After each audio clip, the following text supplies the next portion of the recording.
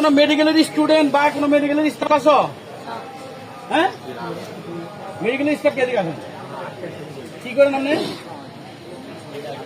হ্যাঁ, যান বেড়ে যান।